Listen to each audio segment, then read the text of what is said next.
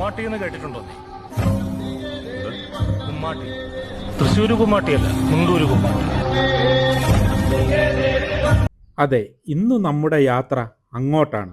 പ്രസിദ്ധമായ മുണ്ടൂര് കുമ്മാട്ടി നടക്കുന്ന ശ്രീ പാലക്കീഴ് ഭഗവതി ക്ഷേത്രം. ദാരിക വധം കഴിഞ്ഞ് കോപം ശമിക്കാതെ നിൽക്കുന്ന ഭദ്രകാളിയെ ശാന്തയാക്കാൻ വേണ്ടി ശിവഭഗവാന്റെ ഭൂതഗണങ്ങളും ദേവന്മാരും മഹർഷിമാരും നടത്തിയ സ്തുതികളെയും പൂജകളെയും നൃത്തങ്ങളെയും അനുസ്മരിച്ച് നടത്തുന്ന ഉത്സവമാണ് കുമ്മാട്ടി.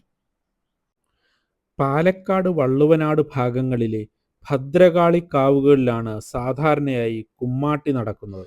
ഇതിൽ ഏറ്റവും പ്രമുഖമായതാണ് പാലക്കാട് നഗരത്തിൽ നിന്നും 11 കിലോമീറ്റർ അകലെ മുണ്ടൂര് ഗ്രാമത്തിലുള്ള ശ്രീ പാലക്കീഴ് ഭഗവതി ക്ഷേത്രത്തിൽ നടക്കുന്ന മുണ്ടൂര് കുമ്മാട്ടി.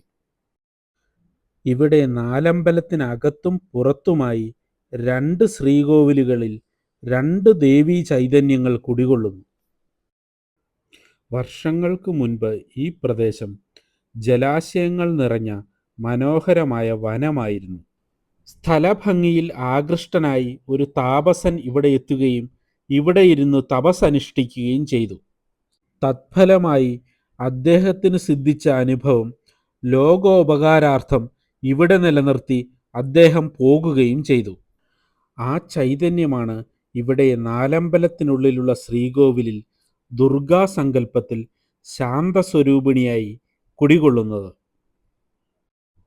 പിന്നീടൊരിക്കൽ പടിഞ്ഞാറ് ദിക്കിൽ നിന്നും ഒരു മാന്ത്രികൻ പല ദേവീദേവന്മാരെയും വെല്ലുവിളിച്ച് ഇവിടെ എത്തിച്ചേരുകയും ശാന്തസ്വരൂപിണിയായ ദേവി രൗദ്രഭാവം പൂണ്ട് ആ മാന്ത്രികനെ വധിക്കുന്നതിനായി ഒരുങ്ങിപ്പുറപ്പെടുകയും ചെയ്തു.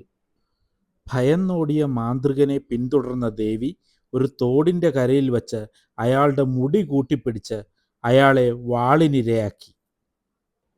തല ഒരു വയലിലിടുകയും വാൾ തോട്ടിൽ കഴുകി രൗദ്രഭാവത്തോടെ ക്ഷേത്രത്തിന് മുൻവശത്തുള്ള കാട്ടിലേക്ക് വാളെറിഞ്ഞ് വടക്കോട്ടഭിമുഖമായി ക്രൂരകൃത്യം നടത്തിയ സ്ഥലത്തേക്ക് നോക്കിയിരുന്നു.